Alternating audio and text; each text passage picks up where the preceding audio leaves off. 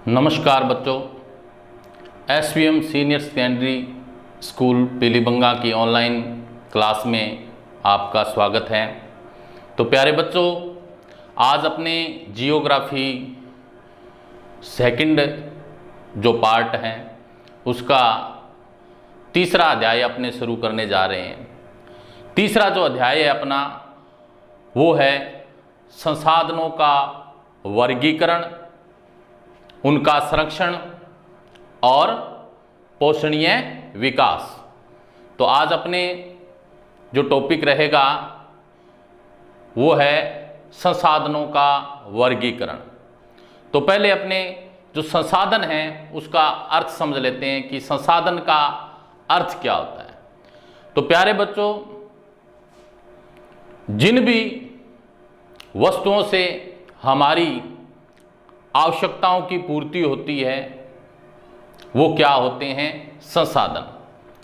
इस पृथ्वी पर जितनी भी जो वस्तुएं पाई जाती है, पदार्थ पाए जाते हैं, जिनका उपयोग हम हमारी आवश्यकताओं हेतु करते हैं वो क्या कहलाते हैं? संसाधन कहलाते हैं।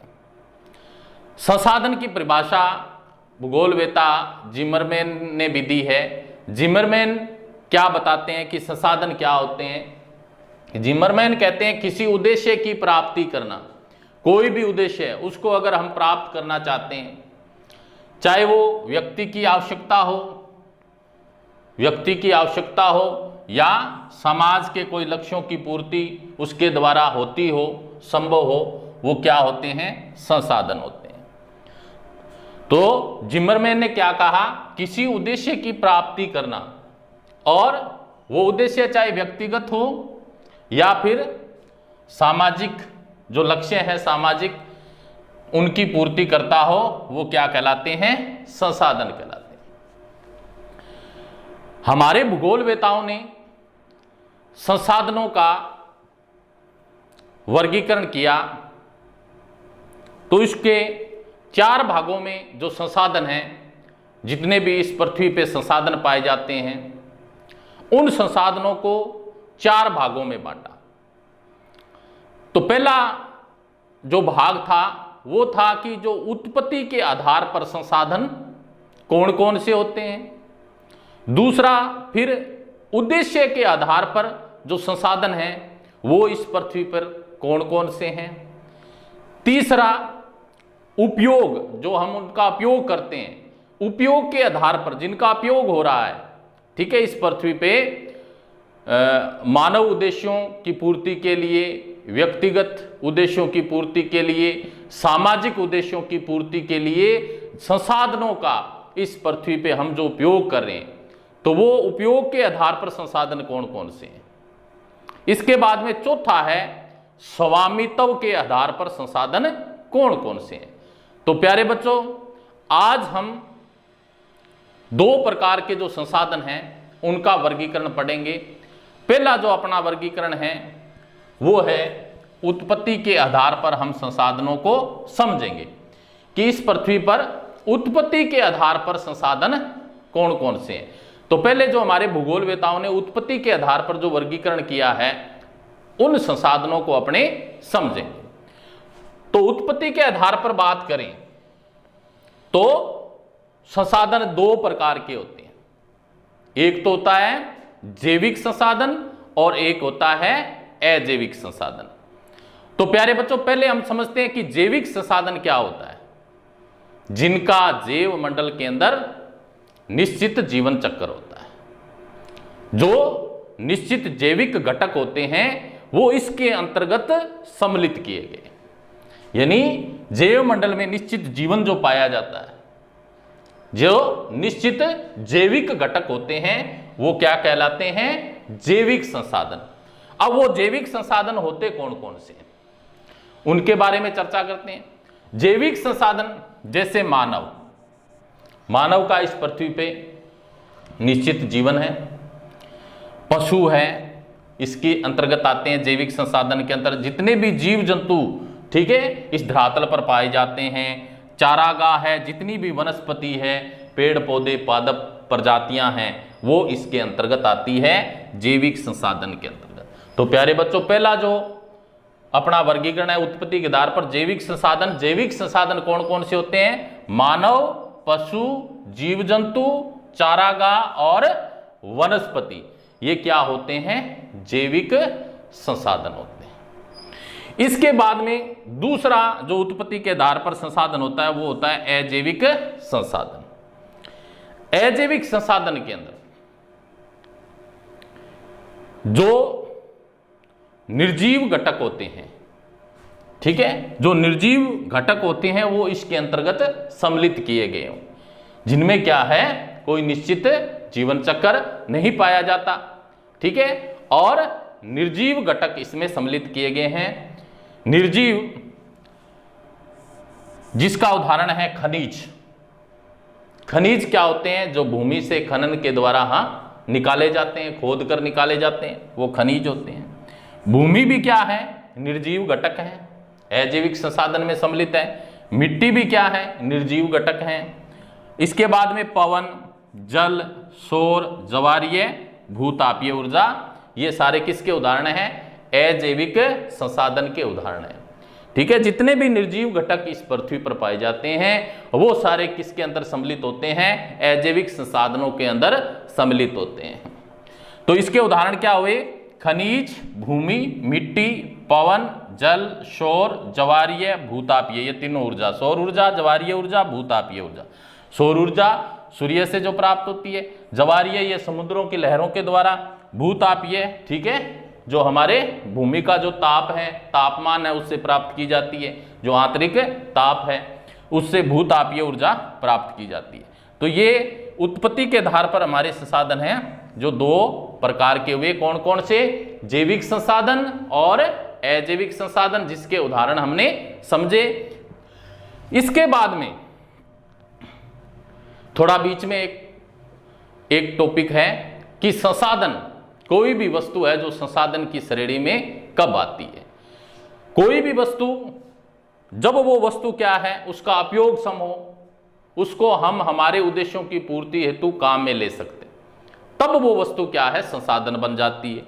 इसके बाद में उसका उपयोग क्या हो, उपयोगी वस्तु के रूप में उसका उपयोग हो, तभी वो संसाधन कहलाती है। तीसरा, उसमें जो हमारे उद्देश्य हैं, व्यक्तिगत या सामाजिक उद्देश्य हैं, उनसे अगर पूर्ति होती है उस वस्तु से, तो वो संसाधन की श्रेणी में आती है। और उससे हमारा व्यक्तिगत सामाजिक जो पोषणीय विकास होता है, तो वो क्या है? संसाधन की श्रेणी में आती है। और मानव संसाधन उपलब्ध हो, ठीक है, उसके दोहन के लिए अगर मानव ही नहीं होगा, ठीक है, तो उसका उपयोग कौन करेगा?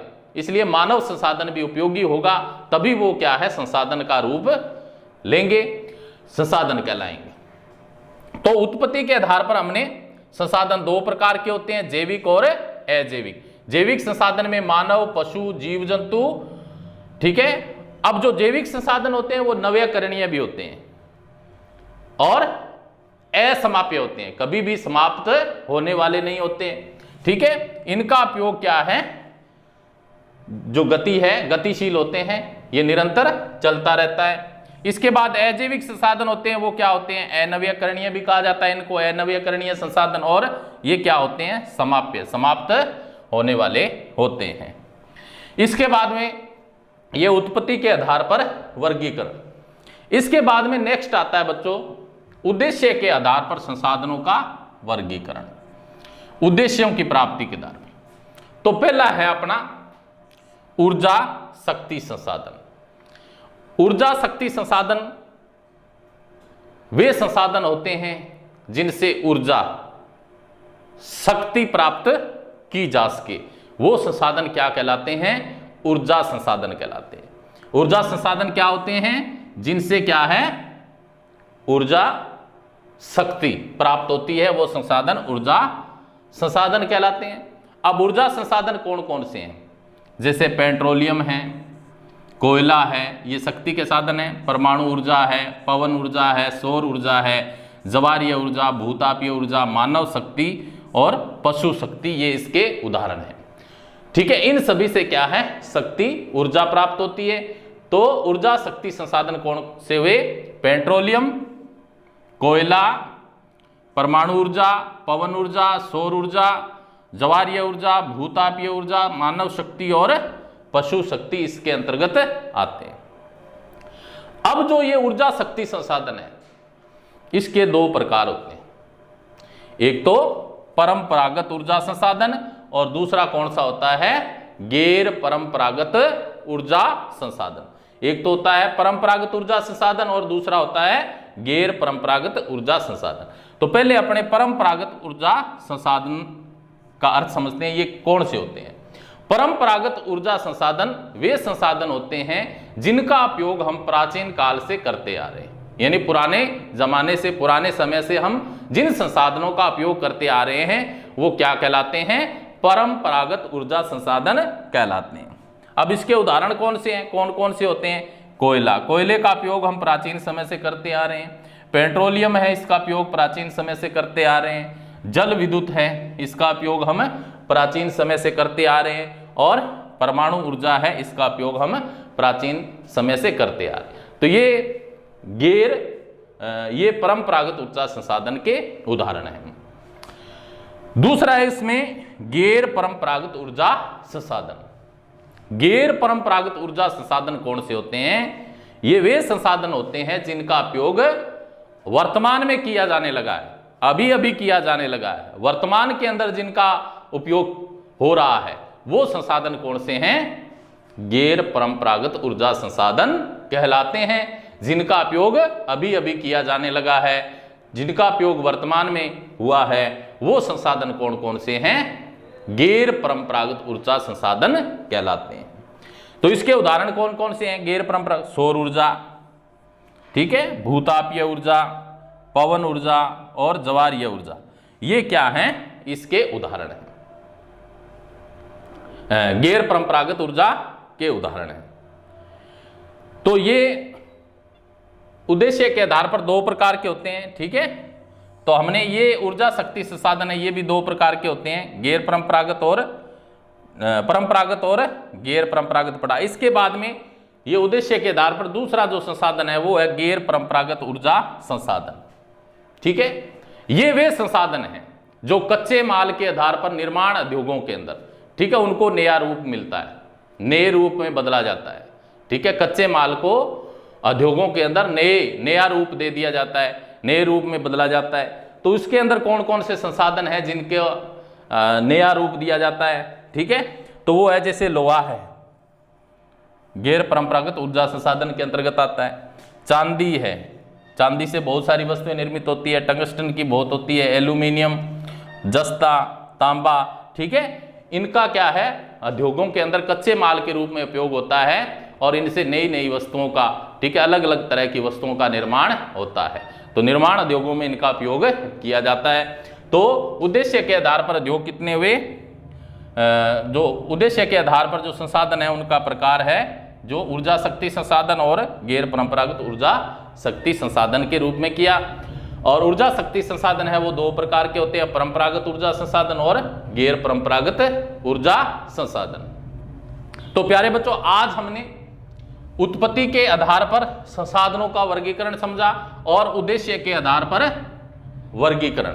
तो उत्पत्ति के आधार पर जैविक संसाधन, इसको नवीकरणीय या असमाप्य भी संसाधन बोला जाता है। इसके उदाहरण मानव, पशु, जीव जंतु, चरागाह, वनस्पति ये होते हैं। अजैविक संसाधन खनिज, भूमि, मिट्टी, पवन, जल, सौर, ज्वारीय, भूतापीय ऊर्जा, ये इसके उदाहरण होते हैं। इसको अनवीकरणीय या समाप्य संसाधन भी कहते हैं, ठीक है।